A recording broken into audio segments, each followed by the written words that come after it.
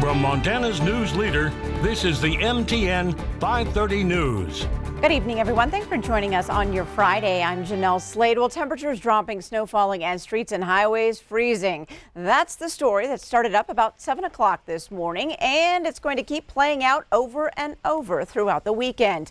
It actually looks and feels like winter today across the Magic City and surrounding region. People grabbing their snow blowers and snow shovels before the white stuff gets too deep. Well, Billings City street crews also out and about trying to get gravel and salt mix down to prevent crashes and fender benders. But the efforts on the streets and highways couldn't prevent all issues. About an hour into the snow, a Billings Fire Department fire engine crashed while responding to another crash on Interstate 90. The engine rolled on its side off of the highway just east of Dick Johnson Bridge. 3 firefighters were taken away by ambulance as a precautionary measure, but the department tells us all 3 are back at work tonight. And the crash is not going to slow them down because the city has reserve fire trucks. Now to check in with Chris DeRoe standing by in the Q2 Weather Center. Chris, it looks like another round even worse tonight. Well, you said it, Jeanelle. Really, temperatures are going to keep dropping and the snow is going to keep coming. Here's a look from our Stockman Bank weather camera out across the metro. And you can see it's live right now. And there are folks going very slowly and using a lot of caution. And if you are driving in the next few hours and really all weekend, please use caution. If you can stay in, because check it out. By 8 a.m., we're at 6 degrees and we don't get much warmer. By 5 p.m. tomorrow, we're only at 12 degrees, so it will be very cold. Here's the watches, warnings, and advisory board, and really all you need to know is it's getting colder and there's really few areas that are not getting snow. Wind chill advisory, northeastern Montana could see wind chills 20 to 35 below tonight, and really through Sunday. It's already cold up there. Here's a look at the forecasted model with that snow really bouncing around the region, and it's going to continue to bounce around. We'll have the full forecast coming your way, so stay tuned, stay warm, and we'll tell you more in just a few. All right, thanks so much, Chris. Well, after we all make it through the weekend, Monday we'll move in with even colder temperatures. So a quick reminder from School District 2. First, make sure to get your contact information with the school updated for future robocalls and emails. Although the district does not expect the need for alternate bus routes on Monday, Superintendent Greg Upham says parents and students should know where those are. He says, please make sure your children are dressed for the weather and please wait at the bus stop with them until the bus picks them up. There is a complete list of safety tips and links to connect you with the district in this story at ktvq.com. Well, the dangerously cold weather can be deadly for pets. Because your pet has a fur coat doesn't mean it can't get frostbite or hypothermia like humans. Also, this is a good time to clean up any antifreeze spills because it's poisonous to pets. Another tip is to keep the hair between pets' paws trimmed. A lot of times the ice melt, the salt on the ground will get stuck in there. So when you're going on a walk and you come back inside, it's a good idea to clean their paws off, make sure they're nice and dry. Salt can poison them, and it's usually from them licking their own paws after a walk.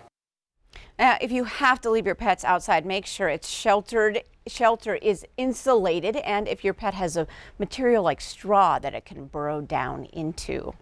Well, one way you can help out a neighbor in need is consider signing up to be a Billings Snow Buddy. The city often gets calls from elderly or people with physical challenges who need a hand shoveling snow. And right now there are more people calling for help than volunteers.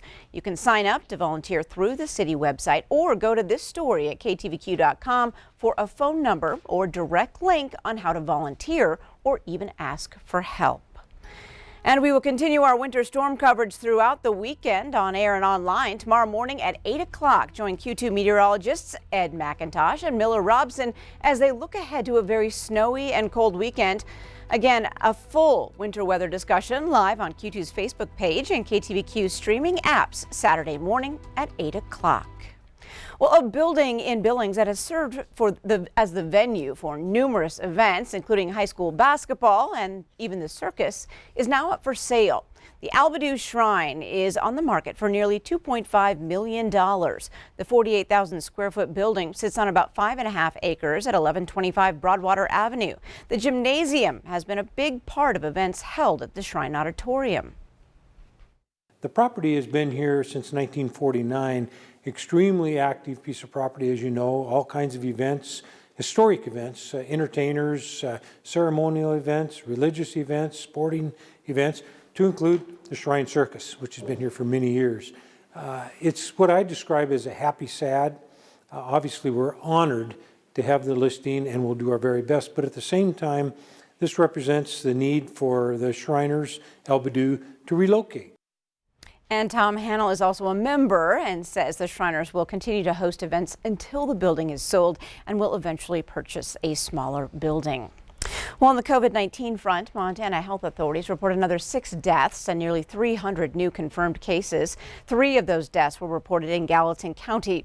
Montana's death toll from the virus now stands at 1,326. Nearly 96,000 Montanans have contracted COVID-19 and just over 91,000 have recovered. Well, Congress taking new steps tonight to pass President Biden's economic relief package, which is expected to include more stimulus checks. But just because you received a check last time does not mean you are guaranteed to receive a check this time. Joe St. George explains.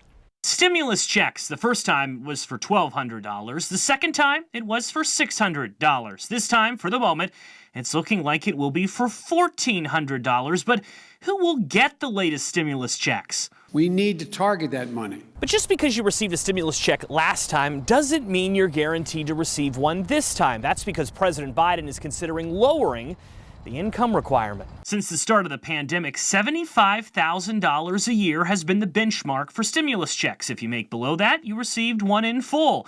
But the Biden administration is reportedly considering lowering that to $50,000 a year.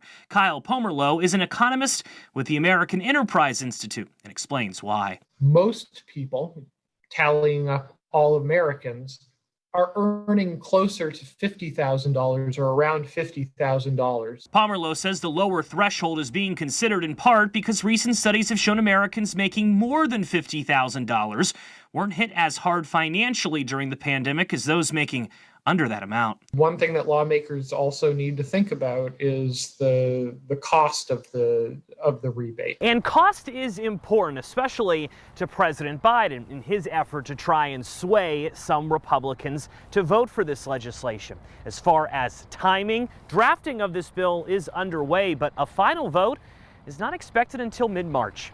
On Capitol Hill, I'm Joe St. George.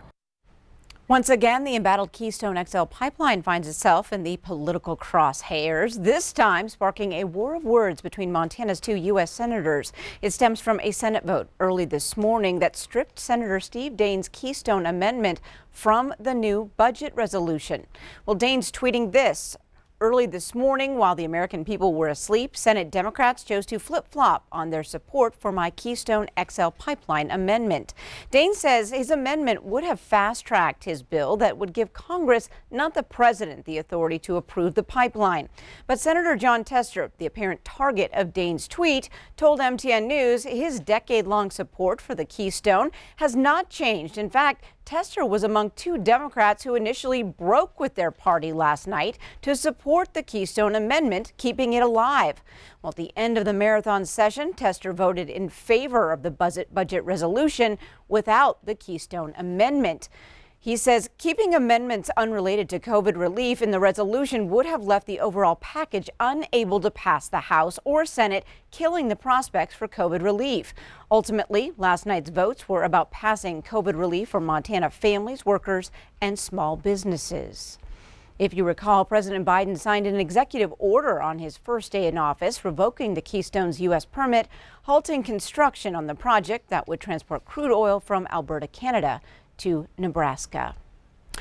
Well, when COVID cut into one Montana woman's online consulting business, she adjusted with a new creative business plan.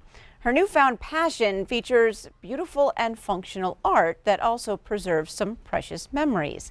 MTN's Tim McGonigal explains in tonight's Rebound Report. Rainey Smith's online advertising consulting business was humming right along until COVID hit. When she discovered a laser engraver online and helped a friend build a table, a business idea was born. She could make intricate, heartfelt engravings on beautiful wood. It will engrave down to the thickness of a piece of hair, So you can take a recipe card from your grandmother, who you haven't seen in 20 years because she's been gone, and you can put it on a piece of wood and hang it in your kitchen and have it there forever. Rainey, who doesn't have a woodworking background, started the business in November. The Christmas season proved surprisingly successful. In the month before Christmas Day, I think I did between 50 and 60 items. Her portfolio includes cutting boards, wall hangings, dog leash holders, and engraved knives. She even engraved a poem that she'll send to British comedian Miranda Hart, who lost her dog recently and has been an inspiration to Rainey. The creative freedom allowed her to make a special wall hanging for some Star Wars-loving friends celebrating an anniversary. I finally got to use my Star Wars font, and it ended up really looking good. It was a piece of spalted maple with a little light live edge on top, and it just really looked amazing. Rainey admits she's not good at perfect squares and won't take a cookie-cutter approach in her projects, making each creation one of a kind. There's holes, there's knots, there's grain.